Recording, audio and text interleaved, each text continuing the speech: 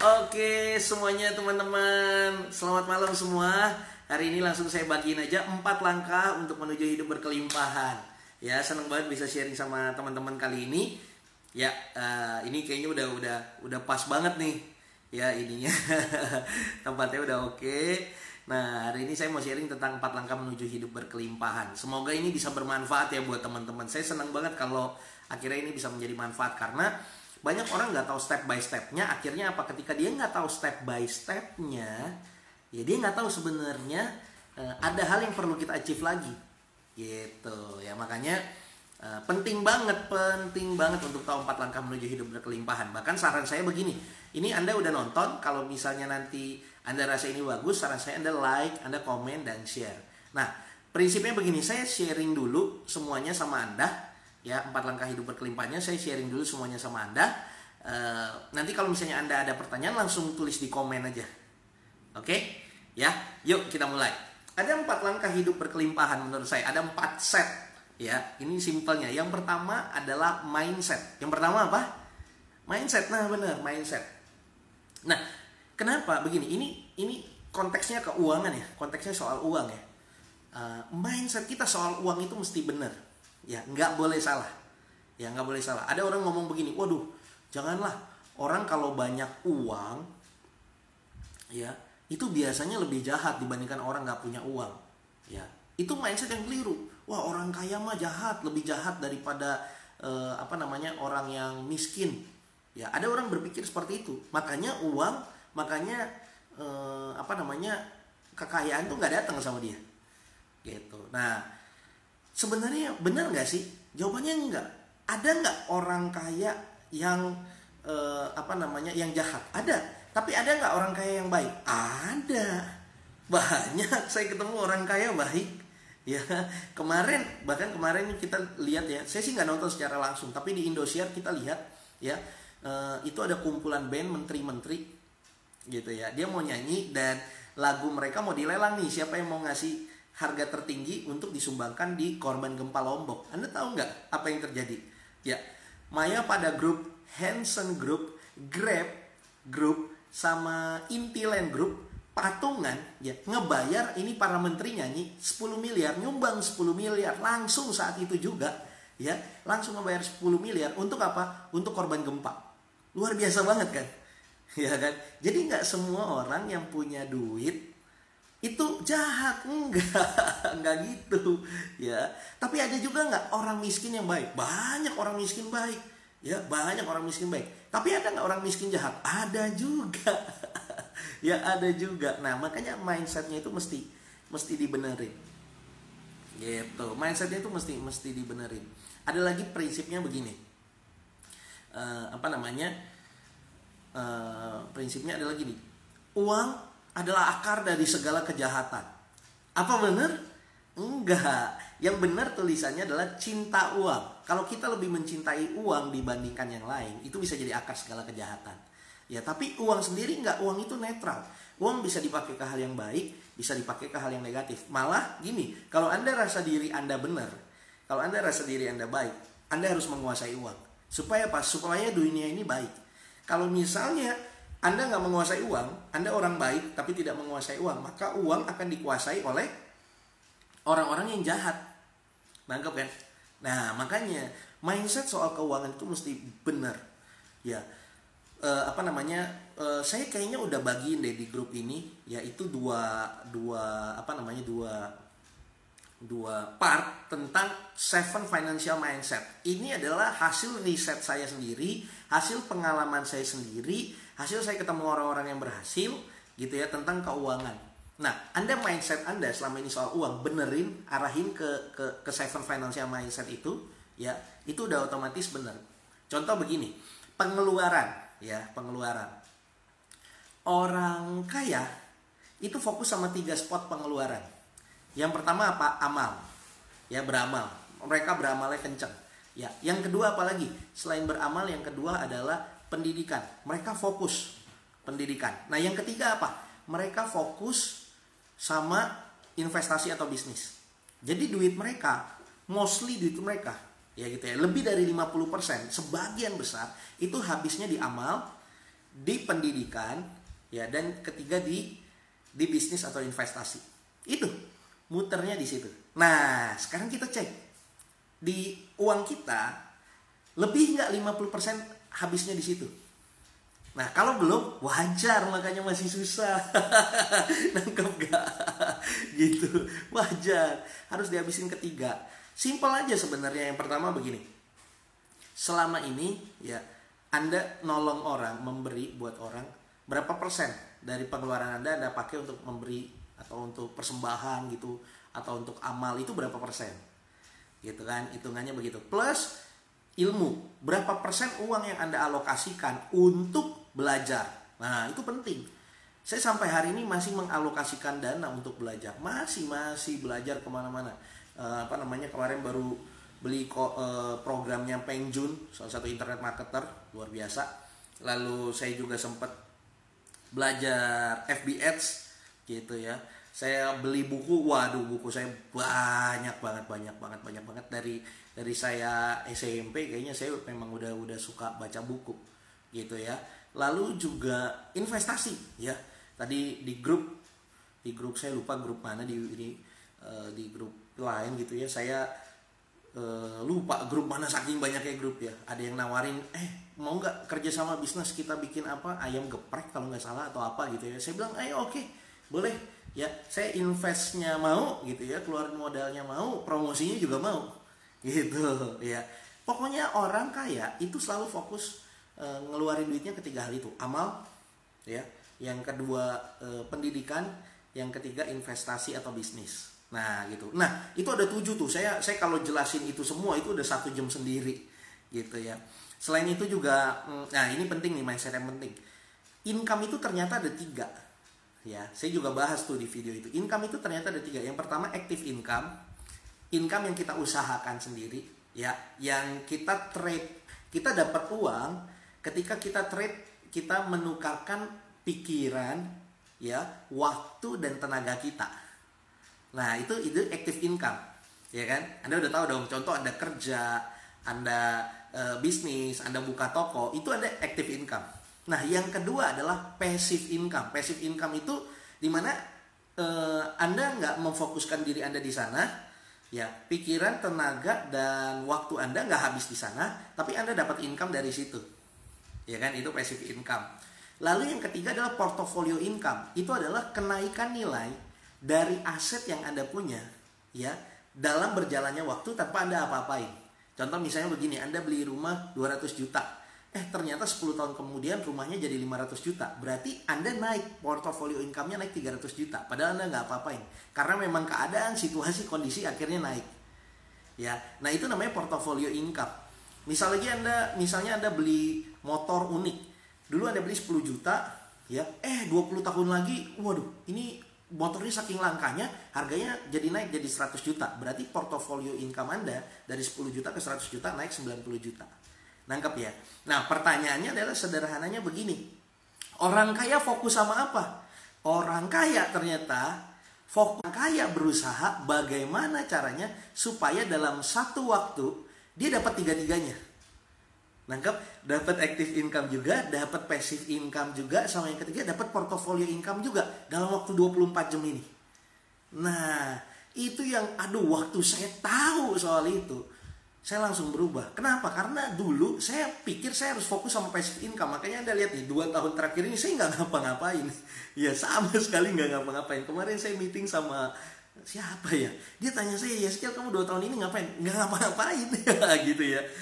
Maksudnya saya nggak beraktivitas untuk mencari income gitu secara maksimal seperti 2015 saya seminar, workshop apa, ini nggak ngapa-ngapain karena saya pikir passive income saya udah cukup. Nah ternyata mindset saya pun salah. Kenapa? Orang kaya fokus bagaimana 3-tiganya maksimal dalam satu waktu gitu ya. Makanya jangan hanya pilih salah satu. Saya fokus passive income aja. Enggak. Fokus 3-tiganya, maksimalin 3-tiganya. Toh Khairul Tanjung pun masih meeting jam 4 pagi. Nah, gitu, jam 4 pagi masih ada meeting, dia masih jalanin. Ya yang saya tahu Hari Tanu masih ya bangun tiap pagi minimal itu jam 4:30. Ya kan gitu. Waduh, sedangkan saya dulu ya Waduh, bahkan mungkin 3 bulan lalu bangun pagi jam 12 gitu ya.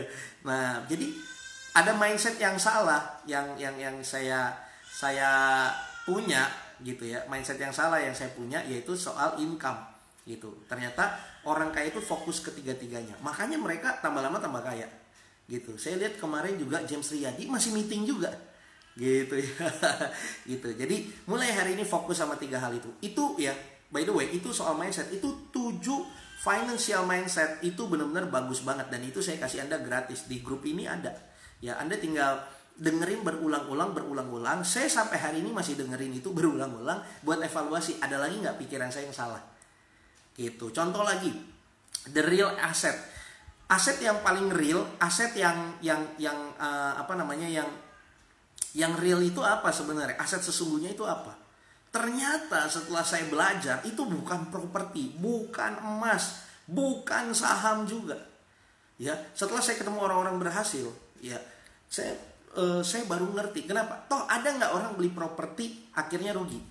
Ada, ada orang beli properti rugi ada nggak? Ada.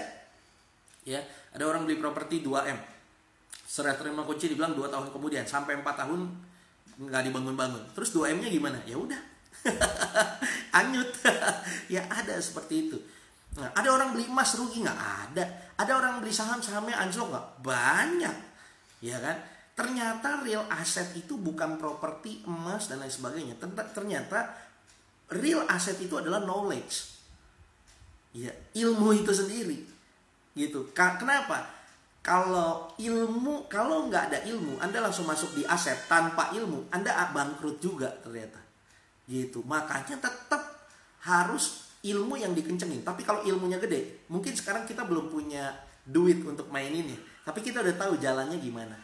Gitu. Jadi the real asset ternyata ilmu. Ya, itu baru saya juga ngerti. Ya, itu banyak sekali.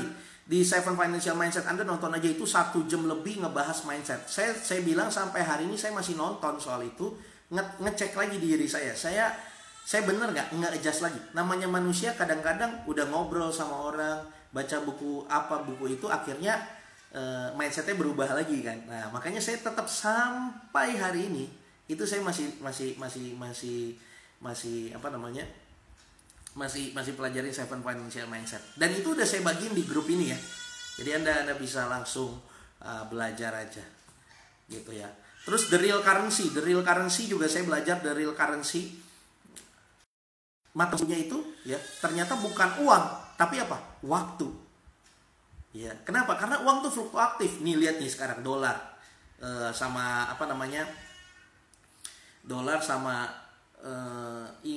IDR rupiah, ya kan? Itu fluktuatif banget, gitu kan ya? Fluktuatif banget. Contoh misalnya waktu itu saya pernah ketemu orang dari Amerika datang ke Indo. Waktu itu dolar Indo dari 9.000 naik ke 11.000, ya gitu. Dengan belagunya nih saya ngomong begini, hey bro, invest tuh di Indo. Kenapa? Di Indonesia kenaikan properti masih bagus. Itu waktu itu tahun 2013-2014an. Properti lagi peak-peaknya, lagi naik luar biasa. Saya ngomongin invest di Indo. Tapi di waktu-waktu yang sama juga dolar kita jeblos tuh dari 9.000 ke 11.000. Ya, dia bilang begini, bro, properti you naik. Tapi rupiahmu melemah. Melemahnya cukup parah lagi, lebih 20%. Jadi kalaupun propertimu naik 15%, tapi rupiahmu melemah 20%, sama aja bohong bro. Nangkep gak? Ya kan? Jadi the real asset itu bukan currency, tapi waktu. Nah makanya orang kaya, kenapa sih dia hire orang banyak? Sebenarnya bukan beli apa-apa, beli waktunya mereka. Supaya mereka gak ngerjain hal itu, supaya orang lain yang ngerjain. Gitu. Di waktu yang sama dia bisa ngerjain hal yang lain. Gitu. Nah itu pentingnya soal soal waktu ya. Soal pengelolaan waktu dan bagaimana memanfaatkan waktu orang lain. Gitu.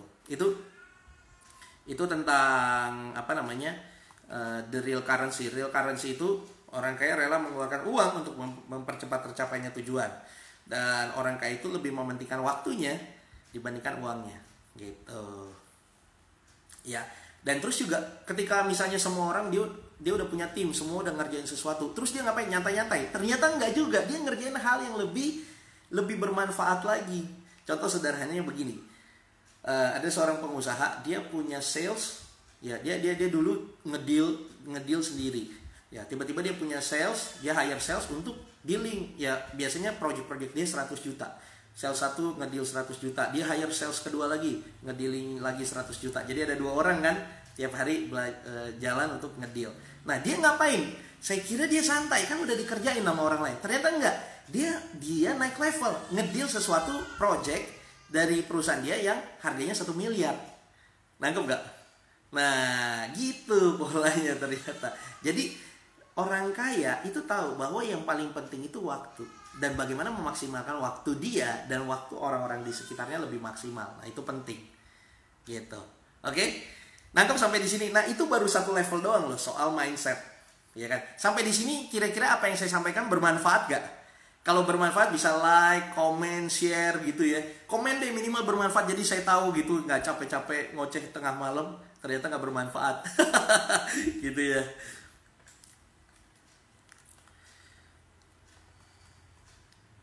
Oke, baru nanti saya akan masuk yang kedua. Step kedua setelah mindset itu omset.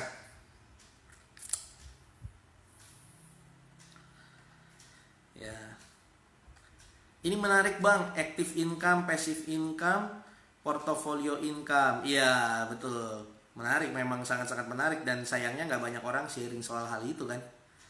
Gitu, itu sedihnya sih. Terus juga apa nih? Orang kaya fokus, dari Pak Mulyadi Abraham. Orang kaya fokus ke pendidikan, investasi dan amal. Yes, true. Coach approve dong pertemanannya di FB. FB saya full nggak ya? Kalau nggak full nanti saya approve ya. Hadir Bang Yes. Wah, luar biasa materinya. Thank you. Ya, sangat bermanfaat. Wah, thank you. Ya, bermanfaat sekali coach, bermanfaat di tengah malam. Iya, ya dong, ya di tengah malam gitu. Nah, itu penting. Saya bilang basic fondasinya untuk berhasil itu, ya untuk berhasil secara keuangan tuh di mindset dulu. Ada orang mindsetnya salah lagi. Ini bahaya nih. Ini anda mesti belajar.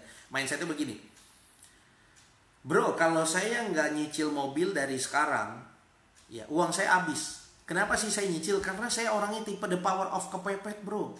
Ya, kelihatannya bagus ya, tapi salah.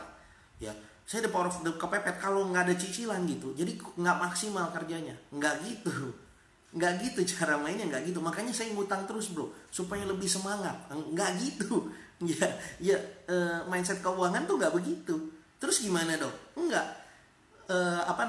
Kalau memang Anda harus ditagih gitu, auto debit aja. Ya, nggak usah beli dulu mobilnya, auto debit ke rekening lain. Nangkep ya? Misalnya cicil mobil 3 juta, ya kan? Kalau Anda beli mobil sekarang, misalnya mobilnya harganya 200 juta, cicilannya 3 juta, DP-nya berapa tuh? Waduh, saya nggak ngerti dah hitungannya. 3 juta, 3 juta, 3 juta, tapi selama 5 tahun. Selama 5 tahun 3 juta kali 12, 36 juta kali 5, itu udah berapa tuh? 150-an juta lebih gitu ya. Ya, 150-an juta lebih, dan harga mobil Anda misalnya 100 juta ya, berarti kan bunganya 56 juta kan gitu ya. Misalnya 100 juta deh biar gampang ya, 56 juta. Nah, terus Anda beralasan gini, bro, duit gue habis kalau misalnya gue nggak nyicil. Nah, salah cara main begitu. Cara main yang benar adalah Anda nabung 3 juta terus, auto debit aja ke rekening sebelah. Anda bikin lagi rekening baru, auto debit aja terus 3 juta, 3 juta, 3 juta sampai 33 bulan duit Anda udah 99 juta. Di bulan ke-34 udah 100 juta, baru beli mobil. Nangkep gak? Gitu. Iya kan? Jadi Anda gak nunggu 5 tahun. Dan belum lagi kita hitung penurunan nilainya. Ya, Anda beli mobil start sekarang 100 juta, pas nanti jadi cicilan kan 156 juta di 5 tahun kemudian. Harga mobil Anda di 5 tahun lagi udah berapa? Paling 60 juta. Ya kan? Paling 50 juta. Tapi kalau Anda sabar dikit, di tahun ketiga Anda baru beli, ya tadi ya di bulan ke-34 Anda beli 100 juta. Gitu ya. Apa yang terjadi? Mobil Anda bayar lebih murah gitu. Ya kalaupun ada penurunan, ya mobil kan pasti turun harganya. Nggak setajam penurunan kalau Anda nyicil. Gitu loh. Nah, itu mindset kayak gitu mesti bener. Nah, makanya saya keluarin Rocket Financial Principles, DVD Rocket Financial Principles tuh untuk ngebenerin mindset begitu. Gitu, karena masih banyak sampai hari ini masih banyak yang salah. Gitu ya. Nah, untuk saya sendiri, saya udah financial planning. Saya punya anak satu sekarang ya, Yemima, satu lagi di kandungan. Yemima start anak saya udah ada di kandungan nih, pas udah ketahuan dokter, apa namanya, udah ada detak jantungnya, ya, udah ada detak jantungnya dan lain sebagainya gitu ya. Start itu saya udah langsung buka tabungan gitu ya, buka untuk bukan tabungan real, investasi lah. Saya langsung start buka investasi untuk apa? Untuk uang pangkal Yemima masuk TK gitu. Kemarin saya lihat, udah lumayan juga. Saya nabung udah lumayan juga, padahal baru setahun lebih ya. Tapi ya udah lumayan lah. Udah bisa masuk TK lah kalau hari ini dia masuk TK gitu. Nangkep gak? Nah, dan saya akan terus jalanin ya sampai nanti dia masuk SD dan masuk SMP, masuk SMA. Jadi saya udah siapin satu tempat di mana ini untuk benar-benar uang pangkal Yemima masuk. Nah, ini anak saya ada lagi kan nih di perut mamanya nih. Nah, saya mau buka lagi satu gitu. Entah, terserah, itu kan nanti. Nah, di RFP diajarin kan ada 4 aset kan ya, bisa emas, bisa saham, bisa properti dan lain sebagainya. Nah, terserah nanti masukinnya di mana, di emas kayak di saham, di properti. Itu kan tergantung kekuatan nabung kita gitu, income kita seberapa gede. Nah, yang penting kita harus plotting sehingga apa, pas nanti anak kita masuk SD, masuk SMP, masuk SMA, kita udah nggak kerepotan ya. Saya nanya di Pegadaian di dekat sini, saya kalau ke Pegadaian itu biasanya beli logam mulia, atau enggak Pegadaian itu suka ngelelang emasnya. Nah, biasanya saya ambil tuh logam mulianya gitu kan, biasanya dijual lebih murah gitu. Karena itu yang dilelang itu yang mana? Yang orang-orang nggak bisa bayar gitu. Saya selalu nanya sama mereka, pelelangan itu orang itu ngegade paling banyak kapan? Dia bilang gini, ibu-ibu itu paling banyak waktu pergantian tahun ajaran baru. Kan? Jadi tahun ajaran baru mereka anaknya butuh uang pangkal, butuh uang sekolah. Nah, mereka ngegadai emasnya mereka. Terus mereka nggak bisa ambil emasnya, dilelang, ya saya beli dengan harga lebih murah. Gitu kan. Nah, sedih banget kan. Kenapa? Sebenarnya karena masalah financial mindset itu, dia nggak prepare gitu loh. Si ibu ini nggak prepare ya soal keuangannya. Kenapa dia bisa nggak prepare? Karena dia punya mindset yang nggak tepat gitu. Nah, sedangkan saya udah prepare. Saya udah prepare ya gitu. Bahkan udah puluhan juta nih kalau saya lihat tadi pagi ya, untuk Yemima. Padahal dia sekolah masih 2 tahun lagi ya, 2 tahun kali ya, 2 tahun 3 tahun lagi gitu. Gitu ya Kak. Nah, udah prepare. Nah, ada banyak orang yang nggak prepare. Nah, makanya e-course Rocket Financial Principles itu mostly saya ngomongin soal mindset. Harus digojolkin mindset. Karena jujur aja, permasalahannya di Indonesia yang kayak gini nggak diajarin di sekolah. Akhirnya mereka nggak ngerti gitu kan. Gitu. Itu soal mindset, itu penting. Karena kalau mindsetnya salah, naik ke atasnya salah. Gitu. Ini saya mau lihat dulu nih. Wah, yang live tambah lama tambah malam tambah banyak ya. Wah, ini menarik banget Bang, bermanfaat. Wah, sangat bermanfaat. Brody, belum kalau ganti ban dan lain-lain Coach. Iya, betul ya. Kayaknya saya udah bikin deh videonya bahwa kalau kita beli mobil itu yang dipikirkan jangan hanya soal cicilannya gitu, tapi juga perawatannya ya, terus juga pajak mobilnya gitu. Itu juga mesti dipikirkan. Oke, itu soal mindset ya. Baru lari lagi yang kedua setelah mindset itu omset. Nah, omset juga penting nih gitu. Jangan cuma mindsetnya bener, pemikirannya bener, tapi nggak punya omset gitu, nggak ada pemasukan gitu. Nah, makanya kita harus terus punya pemasukan ya, harus punya pemasukan. Nah, kayaknya di video hari ini saya baru share lagi di Facebook group bahwa soal menambah pemasukan dan mengganti pemasukan. Nah, banyak orang itu, terutama yang dari karyawan pindah ke entrepreneur ya, dia bukan nambah pemasukan tapi ganti pemasukan. Akhirnya apa? Bisnisnya stagnan. Maksudnya gimana? Gini, misalnya dia kerja gajinya 5 juta. Dia punya online shop nih. Online shopnya udah dapat profit bersih 5 juta. Apa yang terjadi? Dia resign. Kenapa? Online shop aja sudah bisa menghidupi aku. Gitu kan. Akhirnya apa? Pas dia resign, dia itu bukan nambah pemasukan. Kan harusnya nih sebelum resign nih, income-nya 5 juta dari karyawan plus 5 juta dari online shop. Jadinya berapa? 10 juta. Ini tangan saya gede banget jadi nggak muat ya. Nah, tapi karena dia resign dari dapat income 5 juta, ya, dia harusnya dapat income dari online shop 5 juta, akhirnya resign hilang, sisa tinggal 5 juta. Akhirnya apa? Bisnisnya nggak bisa berkembang. Kenapa nggak berkembang? Karena duitnya udah dipakai dulu. Untuk apa? Untuk bayarin biaya hidupnya si owner. Nah, gitu, itu kesalahannya. Makanya saran saya, Anda yang kerjalah kerjalah dengan rajin, kerjalah dengan maksimal, ya, nggak usah resign dulu, gitu. Kapan waktu tepat untuk resign? Saran saya paling aman itu 10 kali lipat ketika profit ya, bukan omset. Profit bisnis Anda udah 10 kali lipat. Ya, profit bisnis Anda udah 10 kali lipat, Anda boleh resign. Kalau Anda nekat banget 5 kali lah baru Anda bisa resign. Kenapa? Karena profit bisnis pun itu kan bukan free cash. Itu bukan net income untuk owner, bukan. Kan buat ekspansi juga. Iya kan? Kita mesti gedein bisnis kita juga. Gitu. Di bisnis itu ya kalau kita nggak ekspansi ya kita jelas kompetitor kan. Iya. Nah, gitu. Jadi tambahin omset, naikin omset, tingkatin omset, ya, naikin omset. Kemarin makanya saya bikin gini di Facebook grup ini, saya nanya dari semua orang yang ada di sini berapa banyak yang dapat income dari Facebook? Ya ampun, cuma 5 orang. Guys, saya juga pakai Facebook, saya dapat duit jutaan rupiah, puluhan juta, ratusan juta, kalau di total miliaran, ya kan? Nggak pakai ads loh, ya kan, itu nggak belajar ads apa, enggak, saya nggak pakai ads. Nah, ya masa saya main Facebook yang sama Anda, waktu kita keluar sama, saya dapat duit, Anda nggak dapat duit, ya kan? Nah itu juga mindset, ya, terkait dengan omset, gitu loh.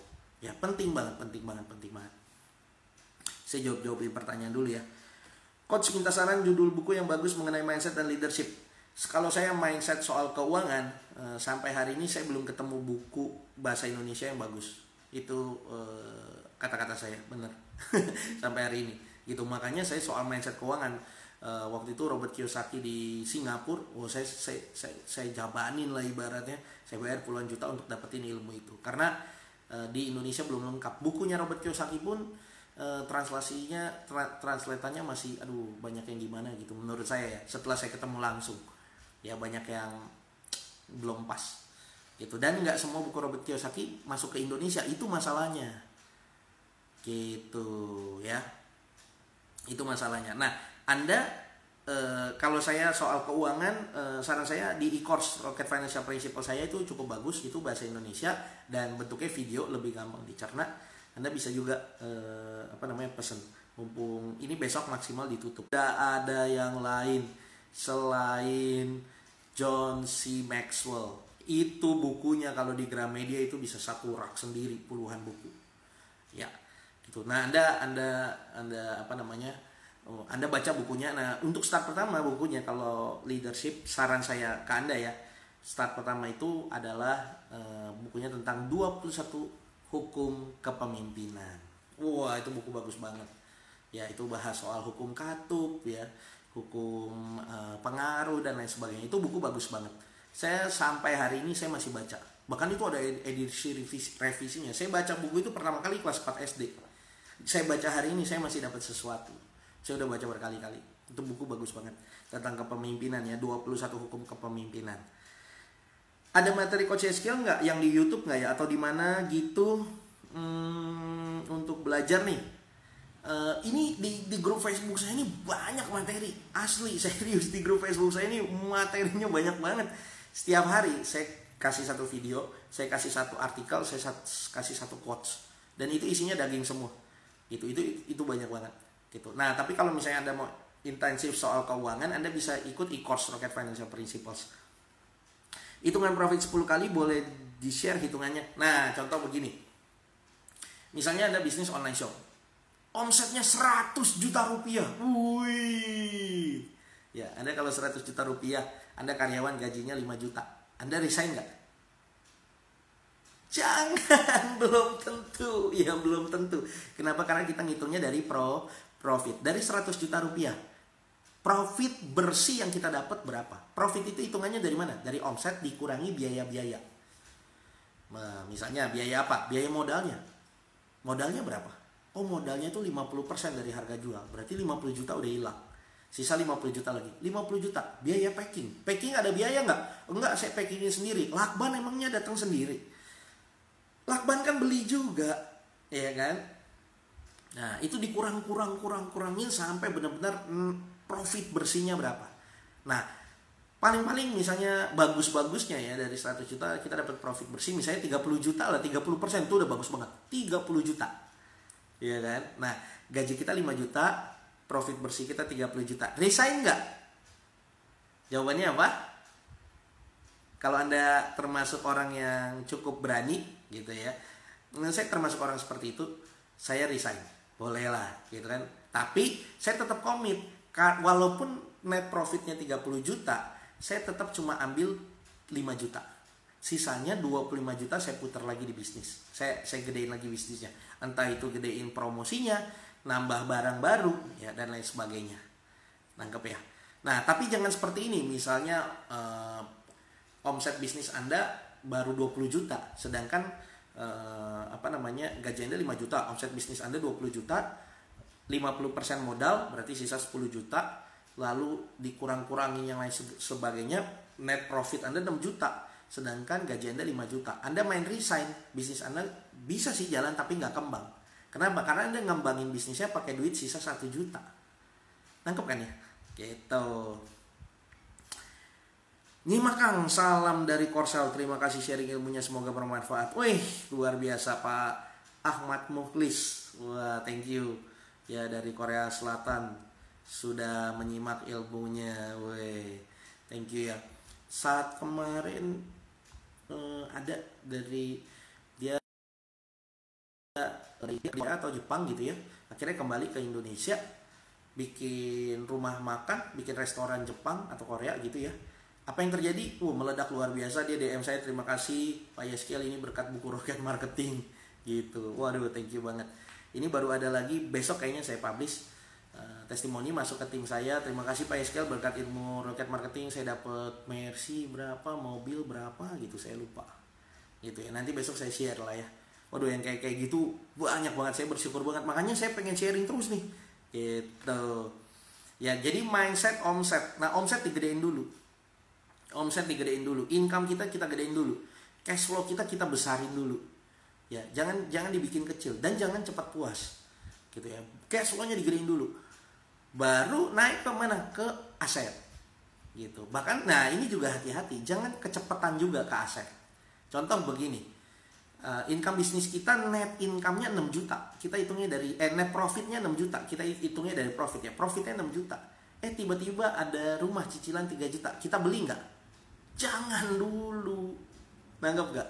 Gedein dulu 6 juta, putar dulu di bisnis kita. Nanggap? Ya, jangan langsung dilempar ke aset. Karena kalau aset langsung cicilan 3 juta untuk 15 tahun, bisnis kita belum tentu terus naik kan. Belum tentu, bisnis itu kan ada up and down. Makanya kita harus terus ekspansi atau kita simpen dulu untuk kita tahu nih up and down-nya seperti apa. Nangkep ya? Gitu. Nah, baru sampai di aset. Aset itu ada 4, properti, bisnis yang sudah jalan, terus juga emas, saham. Gitu ya, ada 4. Nah, terserah Anda mainnya yang mana. Tergantung apa? Tergantung tadi knowledge Anda, karena the real asset itu pikiran Anda. Ya, knowledge Anda. Ada orang yang jago main saham. Anda masukin dia main saham terus nggak apa-apa. Tapi kalau kita yang belum jago, jangan main. Ya, nanti yang ada buntu. Ada orang jagonya di properti. Nah, Anda Jangan ikut-ikutan dia. Kalau Anda nggak tahu ilmunya, nanti kejeblos. Mending Anda belajar dulu atau liatin dulu cara mainnya, baru Anda ikut. Nanggap ya. Karena the real asset itu apa? Ilmu, knowledge kita, bukan aset itu sendiri. Baru buset itu di level di mana? Level di mana aset-aset kita bisa membiayai, atau usaha-usaha kita yang ada atau nggak ada kita bisa membiayai hidup kita. Gitu. Jadi mindset, omset, aset, buset. Nangkep ya? Itu semuanya saya lebih jelasin, mindset, omset, aset, buset saya jelasin secara tertulis ya. Itu di buku Rocket Marketing juga ada. Harganya cuma 80.000, ilmunya lengkap banget. Ya, gitu. Nah, kalau tentang keuangan, full konteks tentang keuangan itu bisa dapat di e-course saya, Rocket Financial Principles. Nah, itu saya buka sampai besok. Jadi ini sekitar 26 jam lagi. Gitu ya, baru akhirnya saya tutup. Nah, sampai di sini ada pertanyaan teman-teman. Ya, Anda boleh nanya supaya saya bisa jawab pertanyaannya. Kira-kira sampai di sini apa yang saya sampaikan bermanfaat gak? Terus kalau bermanfaat, seneng gak sih kalau saya ada ini nih setiap minggu atau setiap hari malah? Ilmu di saya ini penuh banget, banyak banget sebenarnya. Ya, makanya saya mau penyalurannya lewat live nih, gitu. Ya biar langsung. Jadi Anda nggak perlu ketemu saya, seminar apa segala, udah dengerin saya aja tiap hari, pinter pasti. Ya, gitu. Ada pertanyaan sampai di sini? Iya.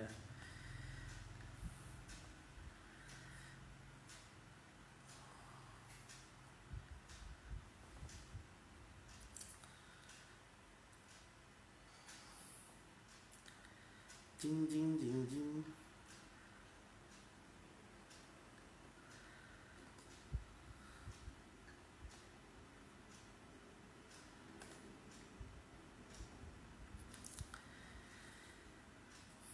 Seru ya, seru banget ternyata live tuh enak banget ya, gitu. Kalau saya sih ini ya sarana berbagi sih, sarana berbagi banget ya, sarana berbagi.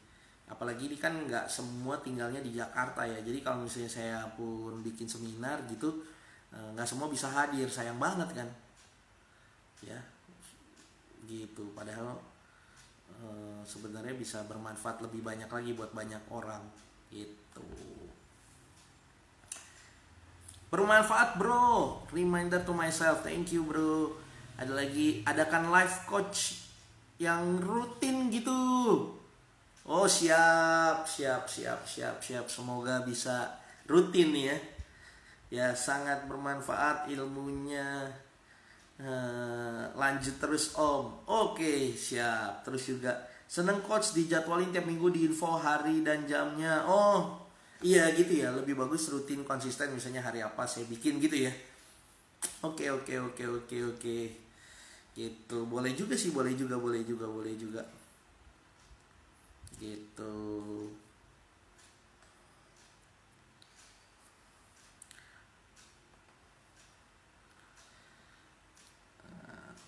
Ada pertanyaan? Gitu. Kalau ada pertanyaan boleh gitu. Terus juga kalau Anda mau belajar tentang strategi rocket marketing bisa dari bukunya dulu, buku 80.000. Nggak usah ikut workshop saya dulu. Workshop saya kan berapa juta, nggak usah ikut apa dulu, bukunya aja dulu 80.000. Itu ilmu kalau dipraktekin luar biasa gitu. Nangkep ya.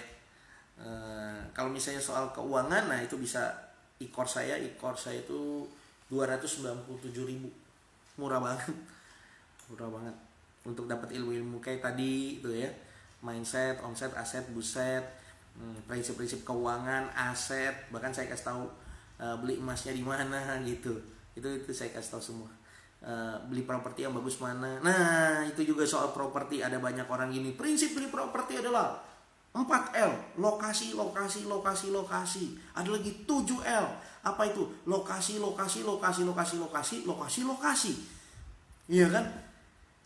Sekarang saya bisa tunjukin ya, properti yang lokasinya bagus.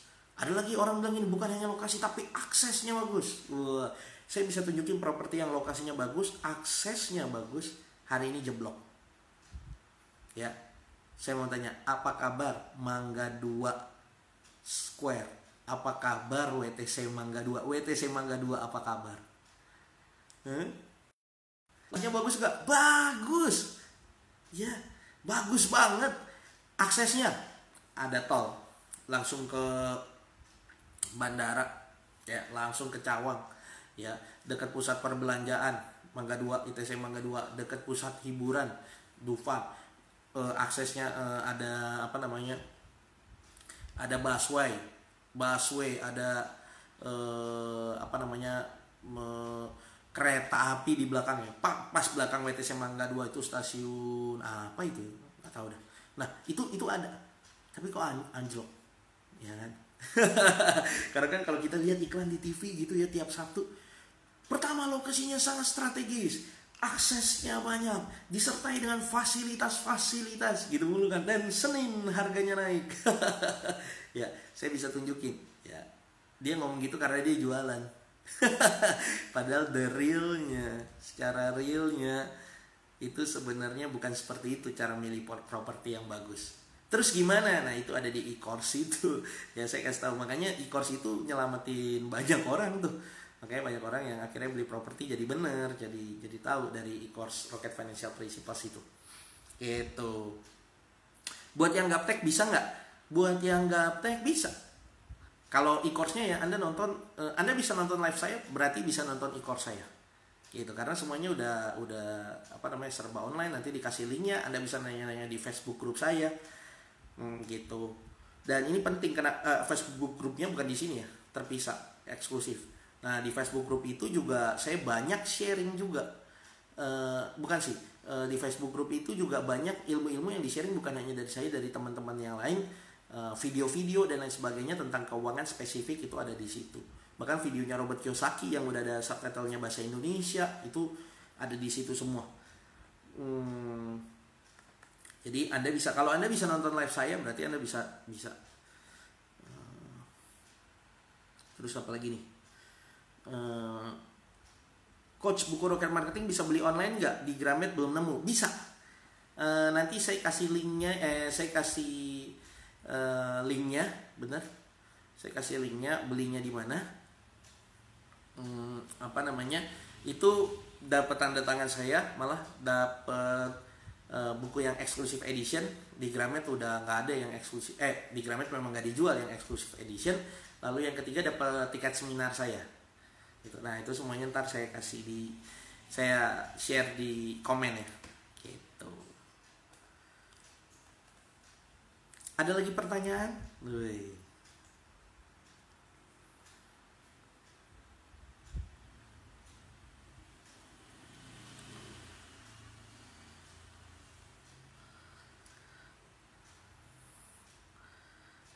Ding. Seru ya nge-live itu, wah asik banget. Boleh nih saya rutinin, boleh juga nih.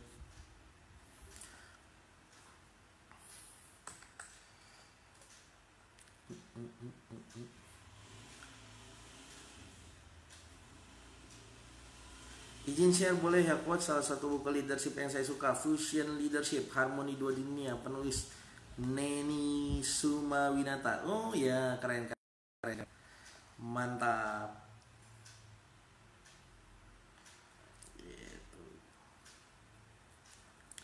Oke, 5 menit lagi sebelum saya tutup, udah jam 10.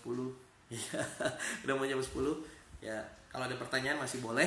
Nah, kalau Anda rasa bahwa apa yang saya sharingkan bermanfaat, Anda boleh like, komen, dan share. Ya, supaya ilmunya bisa bermanfaat. Prinsipnya kan begini, saya share ini kan sekali ya. Ya, tapi kalau bisa lebih bermanfaat buat banyak orang, jauh lebih bagus. Gitu. Kalau Anda mau beli buku Rocket Marketing, nanti bisa saya kasih di komen. Rocket Financial Principles juga saya kasih di komen, e-course-nya. Buku Rocket Marketing itu 80.000, belum termasuk ongkos kirim. E-course Rocket Financial Principles 297.000, tapi besok ditutup gitu. Udah cuma sampai hari ini atau besok gitu.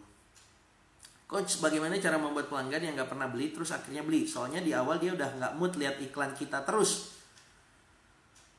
Nah, ini seru nih sebenarnya kalau dibikin dibikin live yang lain asik nih.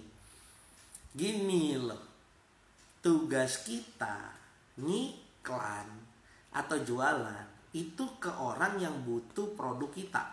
Ulang dulu. Kita bisnis itu ngapain sih? Ayo, ini mindset nih. Kita berbisnis itu buat apa sih? Ayo. Kalau Anda berbisnis soal duit, nah mindset itu kurang tepat sebenarnya. Kita berbisnis itu memberikan solusi bagi orang yang sedang mengalami masalah. Contoh sederhana, tadi saya beli nih, ini jadi promosi ya, kopi Kongci. Ya ini, belinya pakai apa? Pakai Gojek, pakai GoFood. Kenapa? Karena saya males. Ya saya ada masalah. Masalahnya apa? Saya males keluar. Gitu. Ya udah saya pesen aja GoFood. Iya kan?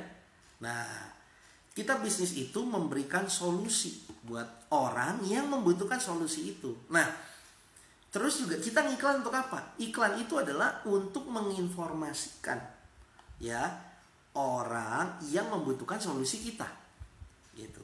Kita nge-split test kalau di FBS ya, kalau Anda ngiklan, saya nggak tahu Anda ngiklannya di mana. Misalnya Anda nge-split test, Anda ngiklan di radio, Anda ngiklan dimanapun, itu kita nyari apa? Nyari orang-orang yang butuh solusi produk kita. Nah, kalau dia nggak butuh, dia beli nggak? Enggak. Nah, nggak ada ceritanya begini. Bagaimana caranya supaya orang yang nggak butuh akhirnya jadi butuh? Nah, itu kalau ada orang yang ngomong seperti itu bohong. Nggak ada. Jadi misalnya di case kamu nih Febriansyah, coach bagaimana cara membuat pelanggan yang nggak pernah beli terus akhirnya beli? Soalnya di awal dia udah nggak mood lihat iklan kita terus. Ya emang dia nggak mood kenapa? Karena dia nggak butuh misalnya. Ya kalau nggak butuh ya dia memang nggak beli. Ya contoh sederhananya begini. Ya Anda nawarin orang yang baru fresh graduate, baru lulus S1, gajinya 3 juta, Anda tawarin dia mobil BMW, mau iklannya bagus, SPG-nya 200 juga, ya dia akan ngiler, dia akan ngecas, dia akan mimpi-mimpiin, beli nggak? Enggak, karena nggak ada buying powernya, gitu kan? Itu aja yang moodnya bagus loh, apalagi yang moodnya nggak bagus. Saran saya Pak, cari ke orang, fokus lagi, cari target market yang benar-benar butuh produk Anda. Atau ada ataunya lagi, ya kita sebagai penjual juga sekarang harus fleksibel ya. Ya kita nyari tahu sebenarnya pembeli kita itu butuhnya apa. Udah jualin itu aja. Nangkep? Ya gitu gengs. Oke. Ada lagi pertanyaan? Saya minum dulu ya. Ini harusnya dibayar nih, endorse nih Kongci.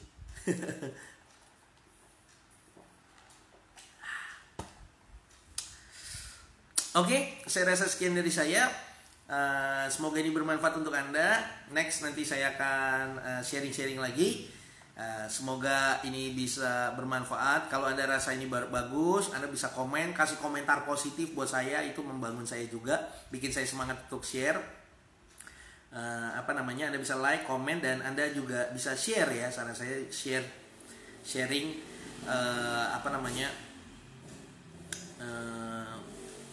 live ini supaya lebih banyak lagi orang yang merasa manfaatnya. Dan buat Anda yang mungkin datang di tengah-tengah gitu ya, belum nonton sampai habis, belum nonton dari awal, bisa nonton dari awal lagi. Pelajarannya banyak banget, ini semua ilmunya daging tentang mindset keuangan. Jika Anda mau lebih lanjut belajar, Anda bisa ikut e-course Rocket Financial Principles maksimal besok ya. Besok udah ditutup gitu. Terus buku Rocket Marketing nanti saya kasih linknya, Anda bisa beli ya. Ada tentang saya, ada seminar, sama ada buku exclusive edition. Oke, sekian dari saya. Sukses terus untuk Anda. Bye-bye.